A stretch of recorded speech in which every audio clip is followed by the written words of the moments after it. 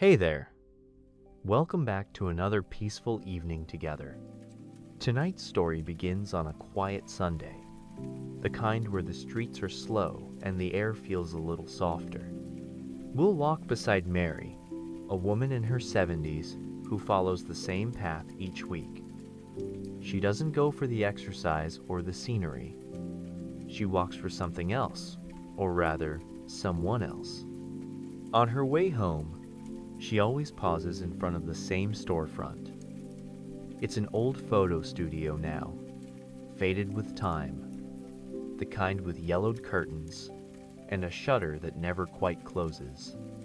She never goes inside, she just stands there, looking in. Because years ago, inside that little studio, she posed for a photo.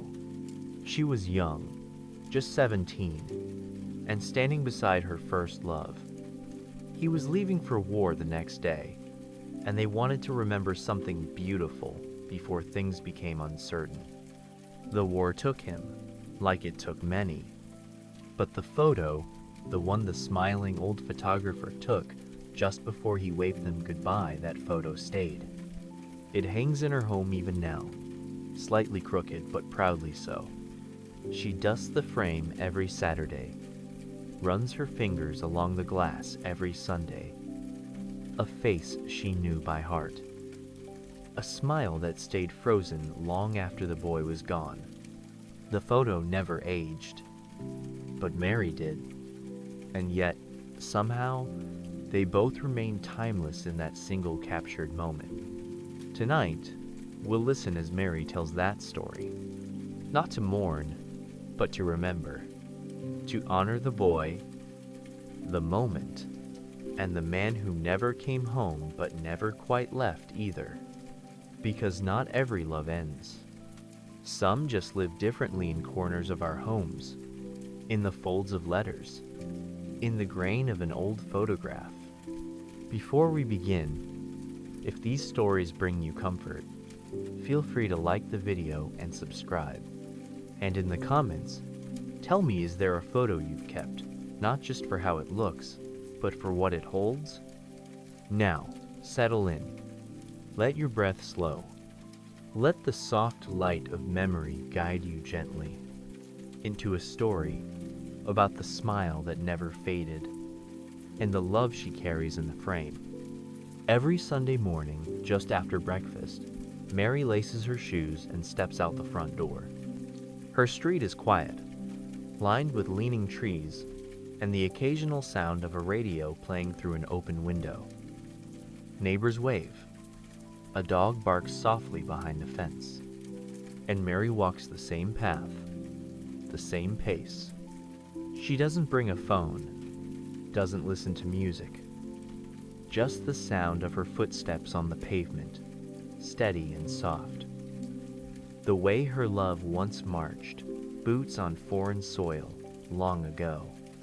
There's one block where the sidewalk dips slightly, and she always slows down there. She knows what's coming. On the corner, tucked between a florist and a shoe repair shop, stands the photo studio. It's old now. The once white sign above the window is faded and cracked. The bell on the door no longer rings. The curtains are dusty, the kind that used to billow with a breeze but now hang heavy and still. And yet, every Sunday, she stops. Not for long, just long enough. She doesn't need to look inside. She already sees it in her mind. The day they walked in, hand in hand. The nervous giggle she gave when the photographer told them to get closer. The way his arm slid around her waist, without hesitation. The flash that felt like a spark. That photo, still warm in memory, is her ritual, her moment of pause. Sometimes, she closes her eyes and tries to remember exactly how he smelled. Not the cologne, but the scent of spring air on his jacket. The kind of detail that memory doesn't always hold on to, but the heart refuses to forget. The studio changed owners years ago. The new ones kept it running for a while, then turned it into a repair shop, then something else, and now it just sits. But the bones of the place remain. And Mary? Mary remembers. She gently touches the window's edge, as if to say hello. Then she smiles. Not because she's happy, not entirely, but because that's how she greets the past.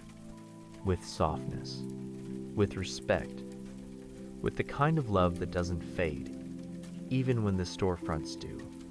Sometimes, passers-by notice her. A few nod politely. The florist occasionally waves, recognizing her as a fixture, part of the street's quiet rhythm. Once, a young woman walking her dog stopped and asked, "Do you used to work there?"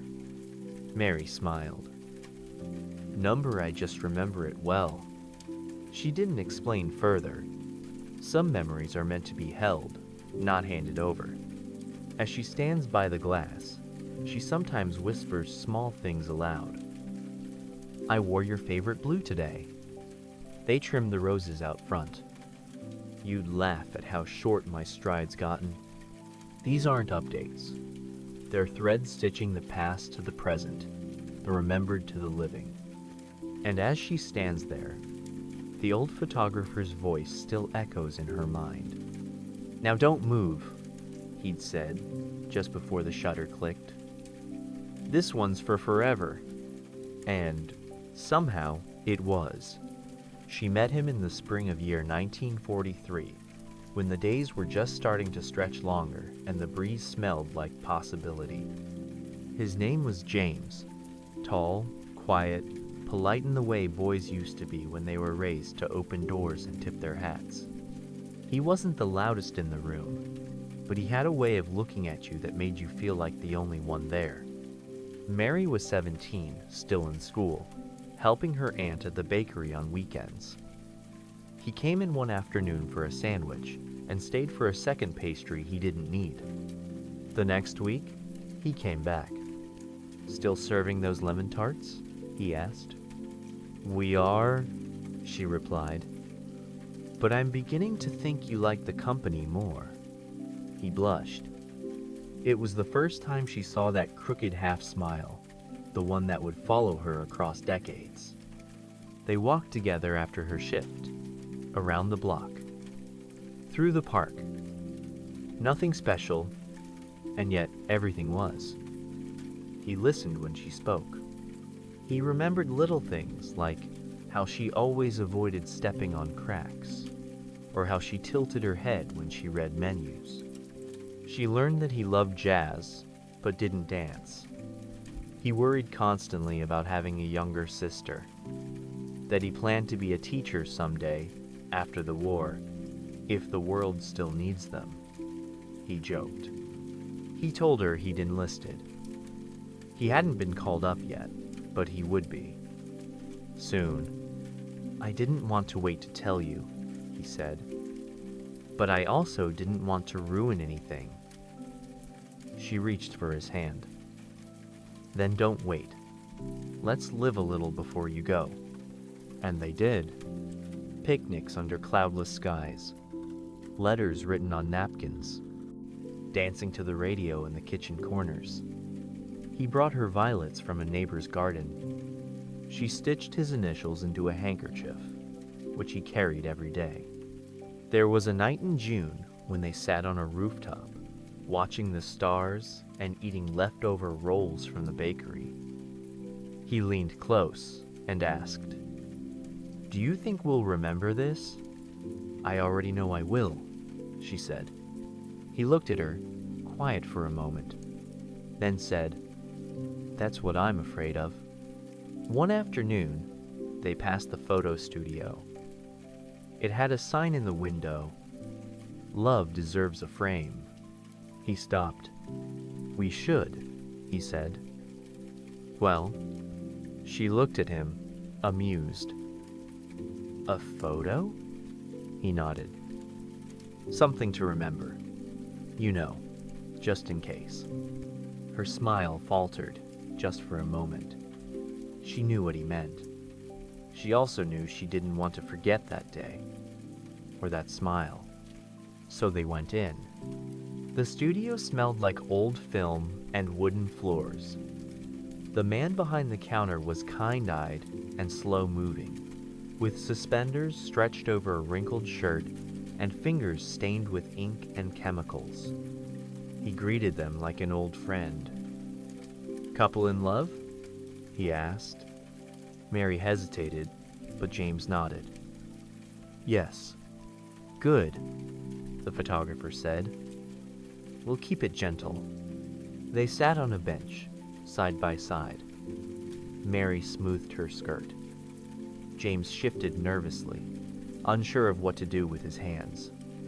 The photographer watched them quietly for a moment, then smiled. "Just look at each other." And they did. Not with grandeur, not with performance, just a glance full of everything they couldn't say. Mary's breath caught. It was so simple, so true.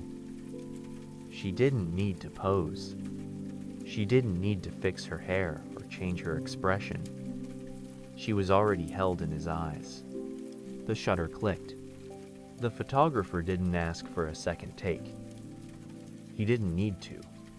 "That one's forever," he said. "You'll see."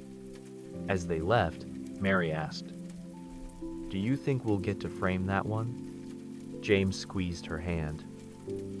"I think it's already framed in here," he said, tapping his chest. The next day, he shipped out. The studio was tucked between a tailor and a tobacco shop, its front window filled with faded portraits, weddings, baptisms, anniversaries. Each one a frozen moment, someone's treasured fragment of time. Inside, it smelled of chemicals and polish. The air was cooler than outside, quiet in a way that made them both speak more softly. The photographer, Mr. Whitby, had eyes like glass marbles, alert but kind. He moved slowly, with practiced precision. Every gesture was gentle, every word measured. Come in," he had said, adjusting his spectacles. "Let me guess, a young couple in love?" James had chuckled. "That obvious?" Mr. Whitby smiled. "Only because you're both glowing like lamps." He led them into the back room, simple, dimly lit, with a backdrop painted to look like a garden. There was a wooden bench, slightly off-center, and a single window where dust hung like silver threads in the light. Mary sat first. James hesitated, then sat beside her.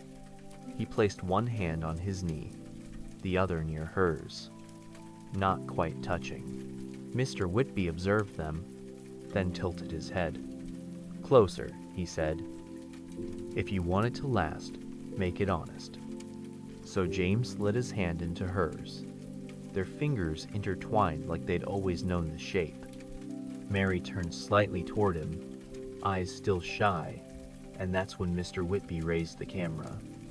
"Don't worry about smiling," he said. "Just look at each other." The shutter clicked once. James blinked, surprised. "That's it?" Mr. Whitby nodded. "One is enough when you mean it." They sat there a moment longer, not quite ready to break the spell. Mary memorized the way the light hit his cheek, the way he squeezed her hand just before standing up.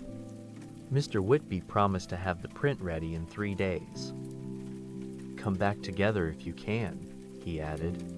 "It's always better that way." They thanked him and stepped back out into the street, where the sun hit them like a wave. The city sounds returned all at once. The clatter of a streetcar, a baby crying, the buzz of voices from a nearby cafe. But for a while, they didn't say anything. They just walked, hand in hand, letting the quiet between them stretch longer than usual. "I've never had my photo taken like that," Mary said eventually. "Me neither," James replied. Felt like more than a picture. She nodded. Felt like a promise. He smiled at that. The kind of smile you store away in your mind, just in case. The next few days passed gently, like a dream you're trying not to wake from. They had tea at her aunt's place, Saturday in the park, and shared a single book, reading aloud by turns. Talked about nothing and everything. She asked about the war once, only once. He said he didn't know what to expect. But I'll carry that photo, always, he added, even if I'm scared, especially then. On the third day, they returned to the studio. Mr. Whitby greeted them like old friends. He handed them the photo in a cream-colored envelope, sealed with a wax stamp. Mary opened it slowly. There they were, caught in the softest light, their faces close, eyes resting gently on each other. The background blurred, irrelevant.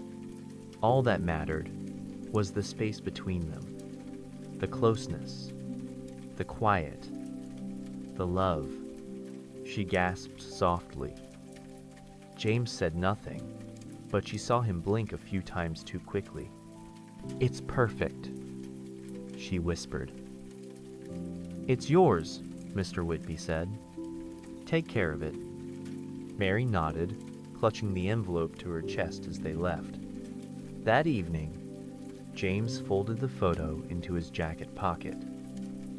Not the safest place, he said, but the closest to my heart. They stood on her porch for what felt like hours, saying goodbye in every way except words. At last, he leaned in and kissed her forehead. Keep looking at it, he said, whenever you miss me. And with that, he turned and walked down the path, his silhouette fading into the amber streetlight. She didn't cry. Not yet. Not then. Instead, she went inside and placed the photo on her bedside table. It would stay there for years. The morning James left, the sky was the kind of gray that didn't promise rain, but didn't promise anything else either. Mary met him at the station, holding a paper bag of sandwiches she had no intention of letting him eat. He stood with his hands in his pockets, his uniform too stiff, too new. He smiled when he saw her, but it wasn't the same smile. It held something back. She tried to talk about little things, the neighbor's cat, the smell of the bakery, the way her aunt kept insisting on calling James Jack. He laughed, but it didn't last. They sat on a bench near the tracks, shoulders touching. He reached into his coat and pulled out the photograph, worn already at the edges. I'm going to look at this every day, he said. Mary bit her lip. Don't crease it. I won't, he said, tucking it back carefully. It's the only thing I packed those matters. They didn't talk about what might happen. They didn't need to. The weight of it was already between them in the air, in the silence, in the way she clutched the paper bag, and he kept glancing at the clock. The platform was busy, but hushed, as if everyone there understood they were standing in the middle of 1,000 little heartbreaks. Suitcases thumped against wooden planks. Boots scraped gravel. Mothers cried quietly into gloved hands. And in the middle of it all, James held Mary's hand, as if it were the only thing anchoring him to the world. She looked at his uniform, perfectly pressed, and wondered how something so clean could feel so cruel. He had scrubbed his boots that morning. She noticed he always wanted to look sharp. Did you sleep at all? She asked. Not really, he admitted. I kept thinking about the photo, about this moment. She looked down. Me too. He pulled something from his other pocket, a folded envelope with her name written in his handwriting. "What's this?" "Just something. Don't open it now. Wait until tonight." Mary nodded, tucking it into her coat like it was breakable. The train pulled in with a long sigh, steam billowing out like breath held too long. The platform vibrated softly underfoot. Porters shouted names. Soldiers began to form loose lines. James stood slowly, brushing off his trousers. Mary stood too. There were no grand speeches, no final declarations. Just a long, quiet hug. He buried his face in her shoulder, breathing in the scent of her hair. "You smell like lemons," he whispered. She laughed through her tears. "That's your fault." They held each other like time might pause if they held tight enough. Then he pulled back, looked at her, really looked at her, and said, "No matter what, this right here, it was real. Okay? Remember that." "I will," she said. He kissed her forehead. Not rushed, not dramatic, just gently, with intention. Then she reached into his pocket and touched the photo, just once. "Take care of her," she whispered. "I'll take care of both of you," he replied. The conductor called out, and James stepped onto the train. He turned once at the top of the steps and raised his hand. Mary didn't wave. She couldn't. She just stood there, her arms wrapped around herself, memorizing the moment. The train began to move. Slowly at first, then faster. And just like that, he was gone. She stayed there long after the train disappeared, after the crowd thinned, after the wind picked up and carried away the sounds of goodbye. Then, finally, she reached into her coat, pulled out the envelope, and held it to her chest. She didn't open it that night. She waited until morning. And inside, on a folded piece of lined paper, was a single sentence in his familiar scrawl. "Wherever you are, look left, I'll be looking too." For the first few weeks, the letters came regularly. Folded pages tucked into cream envelopes, written in pencil. The handwriting was neat, careful, like every letter was something sacred. He always started the same way, "My Mary," and ended with, "I looked left today." Between those lines were pieces of his world. Descriptions of bunkmates, the weather, a dog that followed their unit for 3 towns.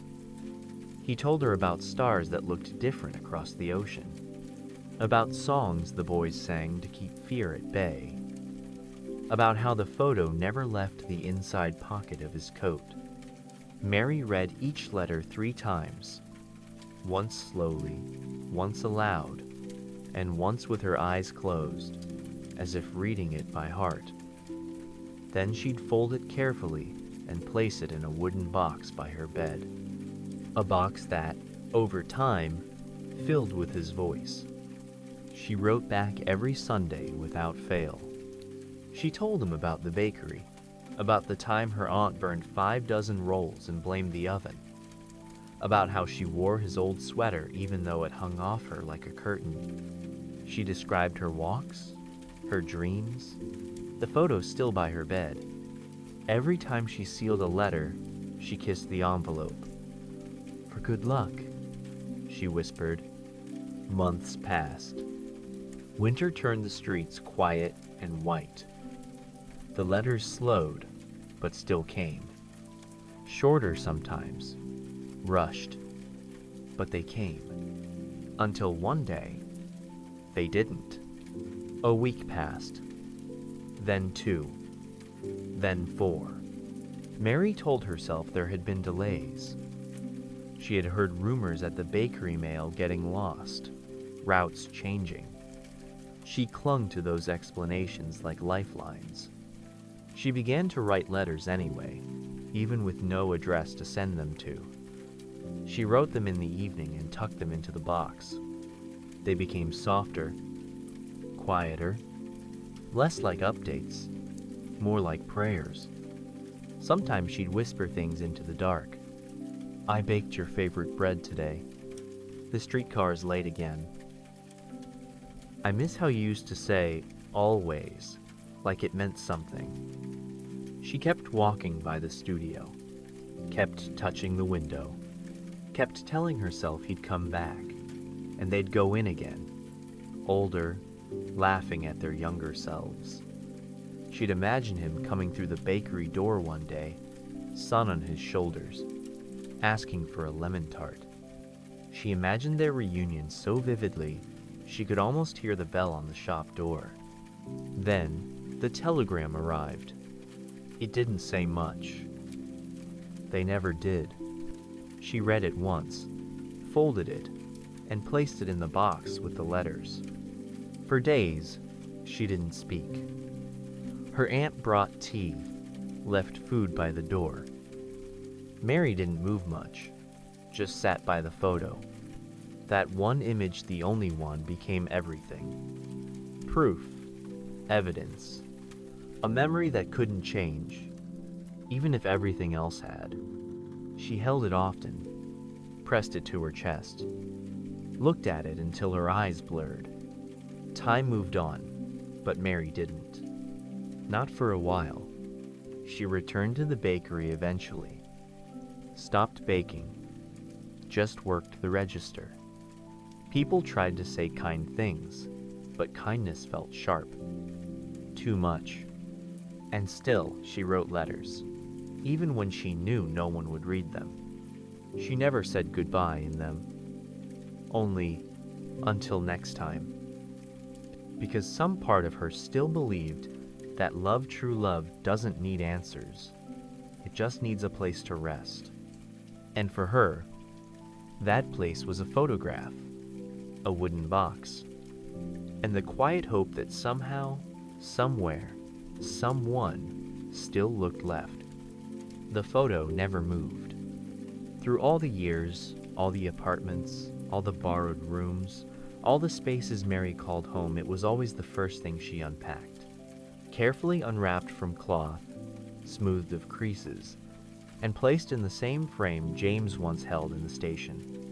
It sat on mantels and nightstands, on bookshelves and dressers. She never hid it, never made excuses. When people asked, she simply said, "That's James." Sometimes that was enough. The photo didn't change, but Mary did. She went from 17 to 70. Her hair grayed, her steps slowed, her voice softened. But the photo stayed the same. The same gaze, the same light, the same almost smile that hadn't faded a bit. She never married. People assumed it was for lack of trying. It wasn't. She danced at friends' weddings, sent gifts to their babies, made casseroles for the sick, and stayed long after the others had gone. She was the friend who remembered birthdays, the one who always had an extra scarf or a pot of soup. But her heart had one name, and it was written in every crease of that photograph. In her 30s, she placed the frame in a small wooden cabinet beside the armchair where she read each evening. She began the ritual of lighting a candle nearby, just one, just for him. In her 40s, she took up painting. Landscapes mostly, but one canvas stayed unfinished for years, the backdrop of the photo. She could never quite capture the way the light fell on James's cheek. She didn't mind. Some things, she believed, were never meant to be finished. In her 50s, she lost her aunt. In the silence that followed, she found comfort in reading his letters again, one by one. Her voice would tremble as she read them aloud, not from sadness, but from reverence. She still ended every reading the same way. "Look left," she'd whisper. "I'm still here." As decades passed, the photograph became her timekeeper. Not in dates or hours, but in glances. How often she looked at it. How much softer her expression grew when she did. She placed it near her tea, near her sewing, near her bed. It became the compass of her home, a reminder of direction, even when the world outside changed. She taught at the local library. Children came and went. One day, a boy asked, "Who's that man?" She paused. "Someone who loved very well," she said. In her 70s, her hands began to shake. Threading needles became harder. Lifting the frame felt delicate. But still, each morning, she wiped the glass clean. One day, the corner of the frame cracked slightly. She repaired it with care, wrapping the edge in blue ribbon. Not to hide the break, but to honor it. "Even love," she said aloud, "needs a little patching." Every visitor who entered her home saw the photo. Some asked, some didn't, but all of them noticed the way she looked at it, like someone greeting a memory that never left. And in the quiet of her living room, as the light filtered through lace curtains, the photograph remained a witness to her laughter, her tears, her letters, her living. It never spoke, but it said everything. Mary sits in her favorite chair now, the one by the window, with the photograph resting on a small table beside her. Her hands are thinner than they used to be, but still steady when they hold the frame. The photo has faded a little.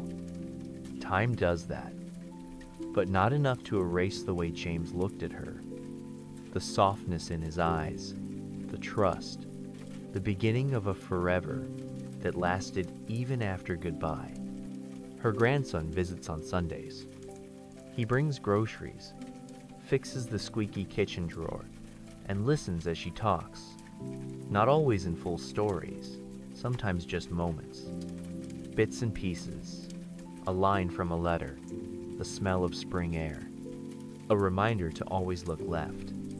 One day, she hands him the photo. "I want you to have this," she says, "so someone else remembers." He looks at it. He sees a black and white picture of two young people sitting close, not smiling, just being. There's something honest about it, something whole. "What was he like?" he asks. Mary smiles. "He was mine," she says, "and I was his." That was enough. She doesn't need to say more.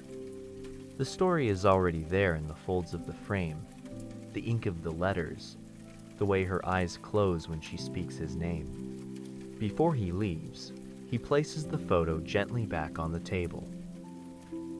"I'll remember," he promises. And she believes him, because some love stories don't need chapters. They just need to be held. Later that night, she sits in silence, a cup of tea going cold beside her. The light from the street lamp filters in through lace curtains, casting soft shadows on the rug. Her eyes wander again to the photo.